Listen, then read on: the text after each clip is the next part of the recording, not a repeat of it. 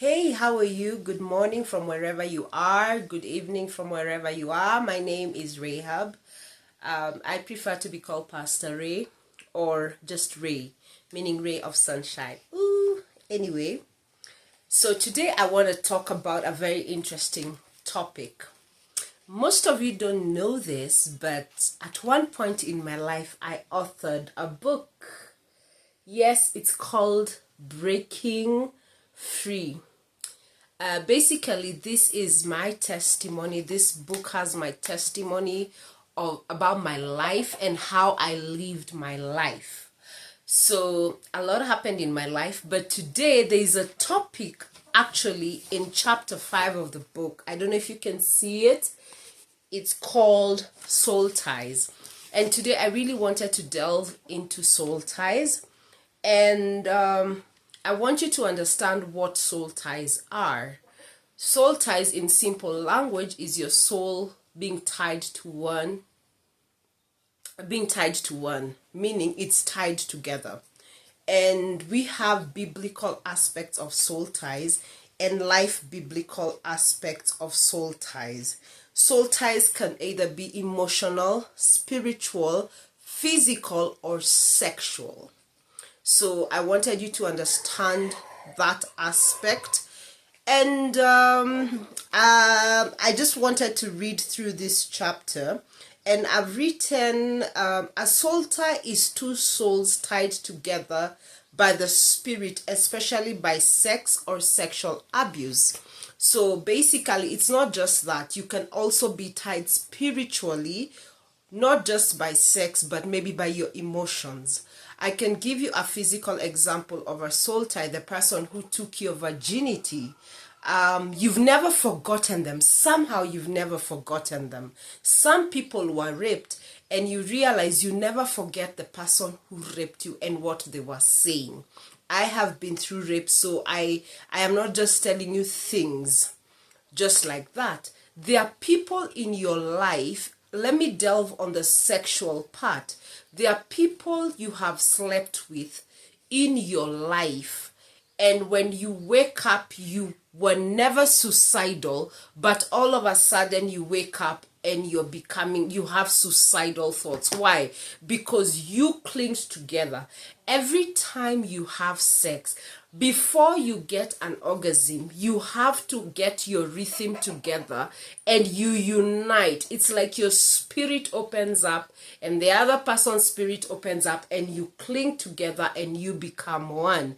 And that is how things are transferred from one person to another. In the topic of dating, I once said that dating is for data.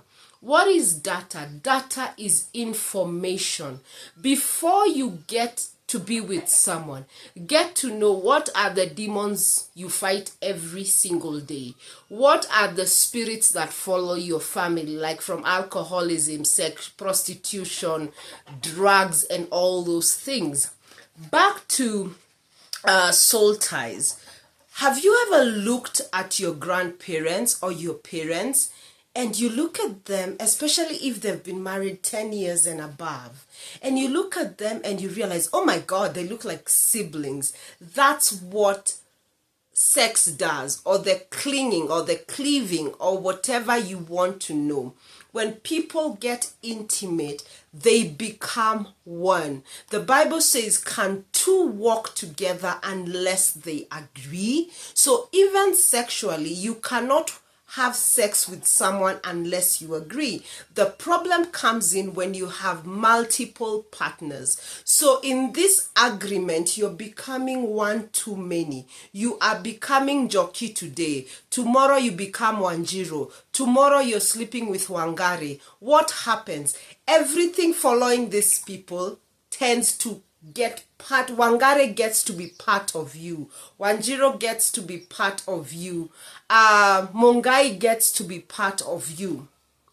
Kamau gets to be part of you. That is what happens when you have multiple partners. And one day you wake up and you're attracted to a man or you're attracted to women. One day you wake up and you're a compulsive liar and you're looking at your family lineup and you're thinking, who in my family is a liar. Why am I lying too much? Some people, you sleep with them and they are just bad luck. You know, you start getting into trouble, you start getting into accidents. Some things that are following us are as a part of our past or things we have dealt with under soul ties. So what does the Bible say about soul ties? I want us to read Ephesians chapter 5 verse 31. For this cause shall a man leave his father and mother, and they shall be joined unto one. And let me repeat it. Ephesians chapter 5 verse 31. For this cause shall a man leave his father and mother, and shall be joined unto his wife, and they shall be one flesh.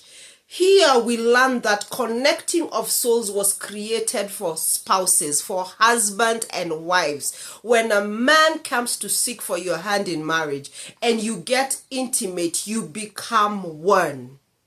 Are we together? Therefore shall a man leave his father and mother, and shall cleave unto his wife. Okay? Mark 10 says, therefore shall a man leave his father and his mother, and shall cleave unto his wife, and they shall be one flesh. Every time you have sex with someone, you become one flesh with them. And you collect every good and bad trait from them. That is why, what do I mean by cleaving? Cleaving doesn't just happen automatically. By the time people are being joined as one, there's a lot of sharpening and rough edges and everything until you get to understand. Maybe I'm married and I don't like making my bed, and my husband loves a very neat bedroom, and from there I will learn. In Kikuyu we say go kuruhana, mokuruhanaga, until, meaning you rub off the wrong way until now you become sync as one, and that's when